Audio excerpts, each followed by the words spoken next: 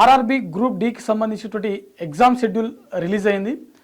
RRB నుంచి విడుదలైనటువంటి group D notification 2024లో విడుదలైనటువంటి ఈ నోటిఫికేషన్ ద్వారా మొత్తం 32,438 ఖాళీలకు సంబంధించినటువంటి పోస్టుల యొక్క భర్తీ అనేది జరగనుందన్నమాట.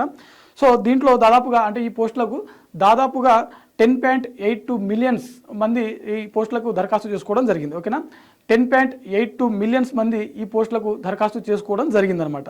అయితే వీటికి సంబంధించినటువంటి ఈ కొత్త షెడ్యూల్ రిలీజ్ అయిన తర్వాత ఇందులో ఉన్నటువంటి ప్రధానంగా మనకు ఎగ్జామ్ డేట్స్ చూసినట్లయితే నవంబర్ 27వ తేదీన వీటికి సంబంధించినటువంటి ఎగ్జామ్స్ అనేది స్టార్ట్ అవడం జరుగుతుంది. చివరి తేదీ మనకు జనవరి 16వ తేదీన వీటికి సంబంధించిన షెడ్యూల్ ఏదైతే ఉందో అది ముగియడం జరుగుతుంది. అంటే నవంబర్ 27వ తేదీన మనకు ఎగ్జామ్స్ అనేది మొదలవుతుంది. జనవరి 16వ తేదీ వరకు మనకు కంటిన్యూగా ఈ ఆర్ఆర్బీ గ్రూప్ డికి సంబంధించిన ఎగ్జామ్స్ అనేది జరుగుతుందన్నమాట. గతంలో మనకు ఆర్ఆర్బీ గ్రూప్ డికి సంబంధించిన ఎగ్జామ్స్ ఏవైతే ఉన్నాయో ప్రతిరోజు ఒక రోజుకు 3 షిఫ్ట్ల వారీగా ఎగ్జామ్స్ అనేది నిర్వహించడం జరిగింది. సో ఇప్పుడు కూడా రోజుకు 3 షిఫ్ట్ల వారీగా నిర్వహించేటువంటి అవకాశం మనకు ఇక్కడ స్పష్టంగా కనిపిస్తూ ఉంది. అదేవిధంగా మనకు వీటికి సంబంధించినటువంటి అడ్మిట్స్ కార్డ్స్ అనేది అఫీషియల్ వెబ్సైట్స్ అంటే ఆర్ఆర్బీ సంబంధించినటువంటి అఫీషియల్ వెబ్సైట్స్ ఏవైతే ఉన్నాయో అందులో అందుబాటులో ఉంటాయన్నమాట.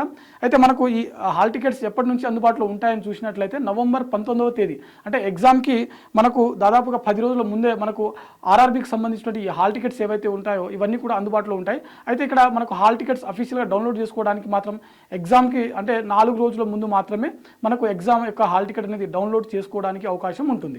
10 రోజుల ముందు మన యొక్క ఎగ్జామ్ సెంటర్ ఎక్కడ ఉంది, ఏ సిటీలో ఉంది, ఏ షిఫ్ట్కి మనకు అలాట్ చేయడం జరిగింది, ఏ రోజున ఉంది అనే విషయాల గురించి మాత్రమే మనం తెలుసుకోవడం జరుగుతుంది. ఓకేనా, సో నవంబర్ 19th నుంచి మనకు సిటీ ఇంటిమేషన్ లెటర్ అనేది అందుబాటులో ఉంటుంది.